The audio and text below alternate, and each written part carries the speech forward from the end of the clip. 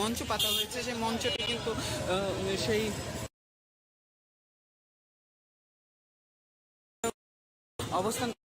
অবস্থান নিয়ে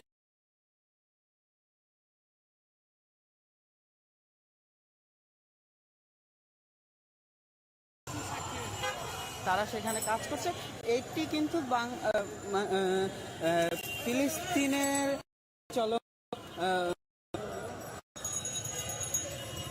ফিলিস্তিনে যে চলমান গণহত্যা, সেই গণহত্যার বিরুদ্ধে এ যাবৎকালের সব থেকে বড় গণজমায়েত, সবচেয়ে বড় প্রতিবাদ সভা বলা চলে। এই কয়েক লক্ষ মানুষের সমাগম হবে বলে এখানে ধারণা করা যাচ্ছে, যার কারণ আমরা কিন্তু ইতিমধ্যে সেই দৃশ্য দেখতে শুরু করেছি। শুধুমাত্র এই যে টিএসসি মোড় সেটি কিন্তু নয়, আমরা পুরো ঢাকা শহরের প্রতিটি রাস্তাতেই এই মার্চে আসা মানুষের উপচে পড়া ভিড় দেখেছি। সাধারণ মানুষ ট্রাকে করে, বাসে করে আসছেন, এখানে অবস্থান নিচ্ছেন, তাদের প্রতিবাদের কথা জানাচ্ছেন। যদিও এই শুরু হওয়ার কথা অনেক অনেক পরে,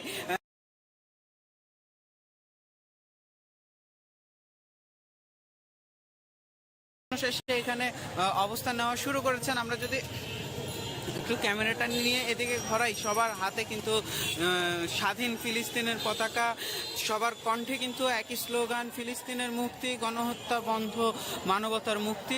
এটি কিন্তু শুধুমাত্র এখন আর সারা বিশ্ব নেতৃবৃন্দ যেভাবে এই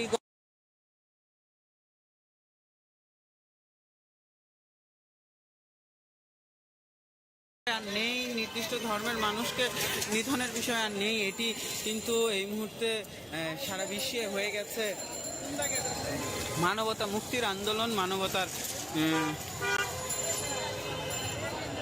রক্ষার আন্দোলন।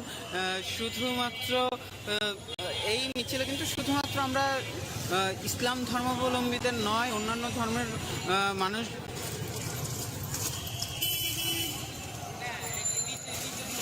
ধর্মের মানুষজনকেও আসতে দেখছি, তারা অবস্থান নিচ্ছে। সবার গলায়, সবার কণ্ঠে কিন্তু একটি স্লোগান, ফিলিস্তিনের মুক্তি,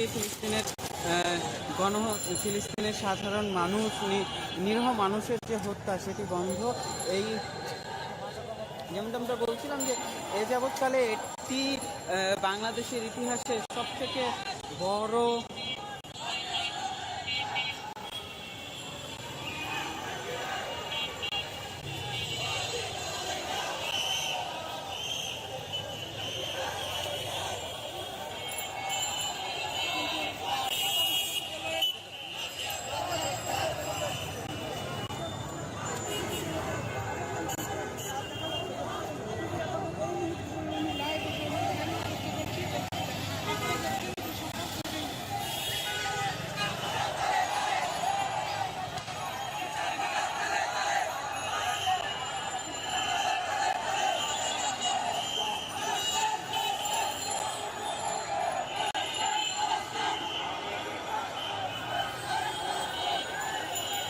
আমরা যেটা বলছিলাম যে এ যাবৎকালে বাংলাদেশের ইতিহাসে ফিলিস্তিনের পক্ষে এটি সবচেয়ে বড় গণজমায়েত। আমরা দেখছি যে এই যে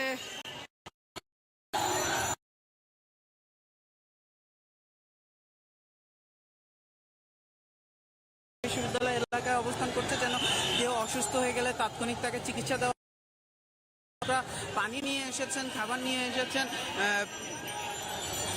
এই মার্চে আগত মানুষদের পানি এবং খাবারের যে চাহিদা, যেহেতু গরমকাল পড়ছে, সেই গরমকালে যেন কেউ ডিহাইড্রেশনের কারণে, পানি স্বল্পতার কারণে অসুস্থ না হয়ে যায়, তার জন্য কিন্তু পানির ব্যবস্থা আছে। সব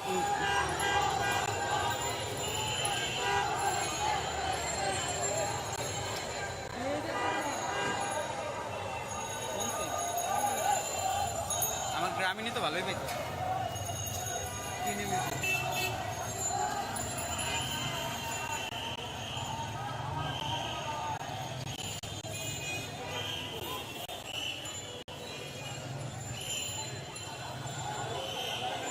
স্বেচ্ছাসেবকরা কাজ করছেন বিভিন্ন পয়েন্টে, যেন এই মার্চটি নির্বিঘ্নে অনুষ্ঠিত হতে পারে। একটি অ্যাম্বুলেন্স আমরা ঢুকতে